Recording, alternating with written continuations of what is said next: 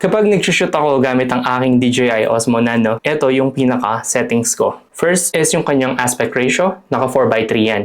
At 4K, 24 frames per second. And next naman is, if we're going to go to the settings, and then scroll down natin siya, makikita natin itong kanyang image adjustment. I highly suggest na babaan nyo yung texture and yung noise reduction. So by doing this, mas magiging natural yung footage niya. And next naman is, if I'm going to shoot outside na nagbabago yung ilaw or yung liwanag, yung brightness, I keep the white balance and exposure to auto. Pero if I'm going to shoot indoors na fixed lang naman or controlled ko yung light, it's better if we're going to set the exposure and white balance to manual and then pumili ka na lang ng range na gusto mo. And lastly naman, for the stabilization, I select rock steady para hindi siya mauga. And then I choose standard or yung merong dwarf. Then sa natural wide or yung kanyang ultra wide kasi meron ng distortion or warping na nangyayari sa edges ng ating mga videos.